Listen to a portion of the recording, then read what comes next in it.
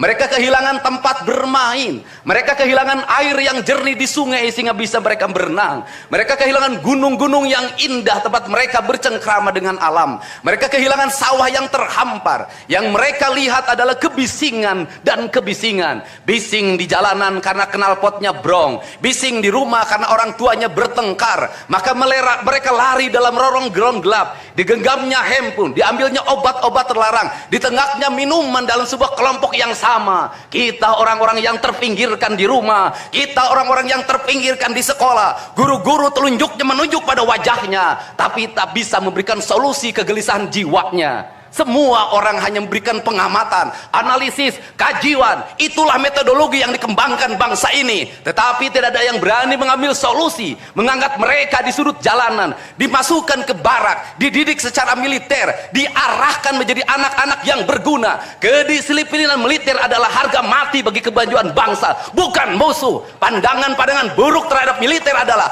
pandangan-pandangan orang yang takut anak-anak Indonesia bangkit, yang takut anak-anak Indonesia mencapai kemajuan. Mereka takut bangsa ini menjadi bangsa kokoh dan tegap. Mereka ingin bangsa Indonesia menjadi bangsa pemabuk yang setiap hari mabuk akan ilmu pengetahuan, yang setiap hari bertengkar di TV, yang setiap hari bertengkar di medsos, sementara hamparan kekayaan alam diambil sama mereka. Janganlah kita menjadi antek dari bangsa lain, memporak-porandakan diri sendiri dan bangsanya dengan alasan pengetahuan, dengan alasan hak asasi manusia. Anak membawa motor di bawah umur adalah pelanggaran hak anak. Kapan kita bertindak? Dan selama ini kita membiarkan anak-anak nonton film tanpa didampingi oleh orang tua. Itu adalah pelanggaran anak, dan kita tidak pernah bertindak. Anak-anak di bawah umur merokok, minum minuman keras, itu adalah pelanggaran hak anak. Semuanya kita berdiam. Anak-anak main game online, nonton tayangan-tayangan dewasa lewat media sosial, kita berdiam. Negeri ini akan hancur manakala semua orang berdiam.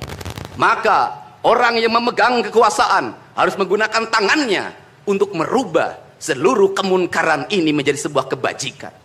Kalau kita berkomitmen pada bangsa ini, problem anak-anak kita adalah mengkonsumsi tayangan yang bukan haknya di media sosial. Maka saya meminta peraturan pemerintah yang mengatur tentang itu segera dilaksanakan. Anak-anak di bawah umur tidak boleh mengakses media sosial yang bukan haknya. Seberapa besar pun gagasan yang saya gagas, seberapa kuat pun kekuatan yang saya bangun, saya tidak akan bisa melawan jutaan akun yang merasuki otak kiri dan otak kanan anak-anak kita. Untuk itu, pada saat ini sudah saatnya kita tidak saling menyalahkan. Untuk itu saat ini tidak ada salahnya kita mengambil tindakan berdasarkan perilaku kita masing-masing. Perilaku ekonomi menyebabkan anak-anak kita kehilangan ibunya karena pergi ke luar negeri. Perilaku ekonomi mengakibatkan anak-anak kita tidak pernah bertemu dengan ibu dan bapaknya karena mereka mencari rejeki.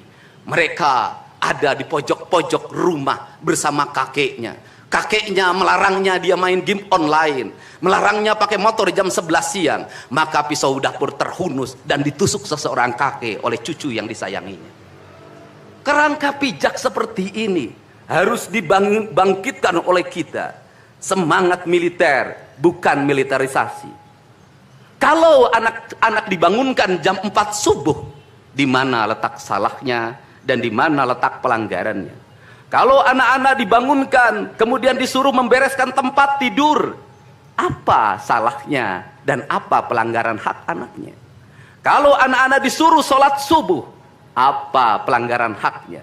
Kalau anak-anak mengikuti kuliah subuh, apa pelanggaran anaknya? Kalau anak-anak disuruh ngantri kemudian makan pagi, sarapan pagi dengan telur, dengan nasi, dengan pisang dan minum susu, di mana letak salahnya?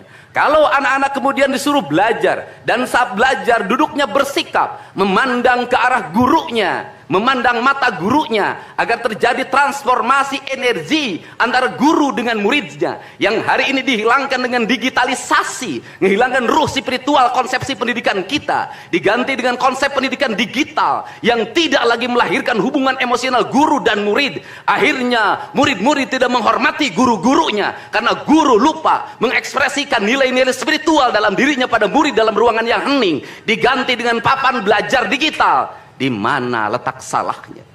Kalau anak-anak itu diajarkan makan siangnya tertib, berantri, berdoa sebelum makan, di mana letak salahnya?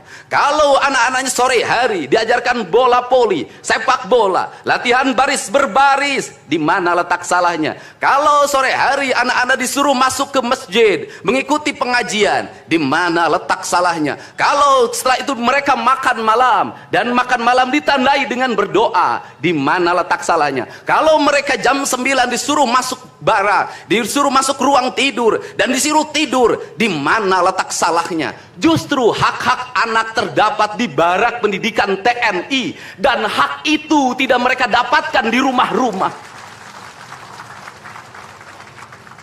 Di rumah-rumah anak-anak tidak bisa tidur malam. Mereka rata-rata tidurnya jam 4, jam 1 malam, jam 2 malam. Di rumah mereka tidak mendapat makanan yang bergizi karena serba fast food. Di rumah mereka tidak mendapatkan kasih sayang. Di jalanan mereka balapan. Mereka tidak mendapatkan ruang hidup tanpa gadget dalam setiap hari. Saya katakan, justru lingkungan kita hari ini, rumah, halaman rumah, kadang sekolah, kadang jalanan, bukan lagi tempat yang ramah untuk anak-anak Indonesia.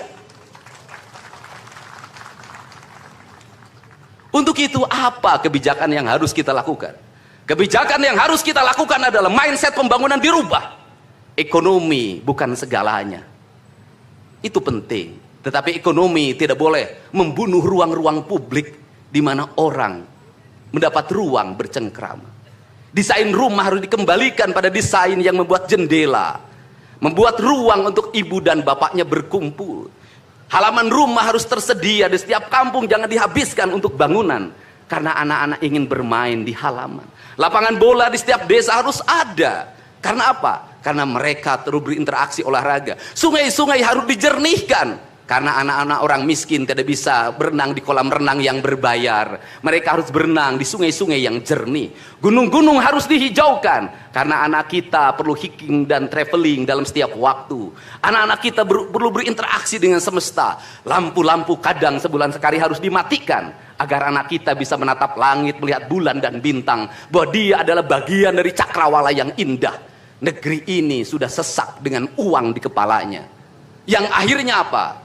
Pendidikan hanya menjadi ucapan dan tingkatan S1, S2 dan S3. Tapi pendidikan lupa ada nilai esensial yang harus dihidupkan dalam relung hati manusia. Pendidikan Indonesia adalah mewujudkan manusia Indonesia seutuhnya. Mewujudkan manusia Indonesia seutuhnya. Dalam falsafah Sunda disebutnya Pancawaluya. Cager, bager, bener, pinter, singer. Itulah falsafah pendidikan asasi.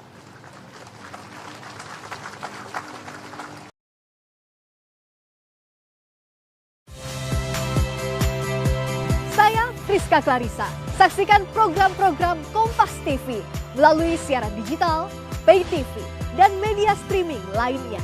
Kompas TV, independen, terpercaya.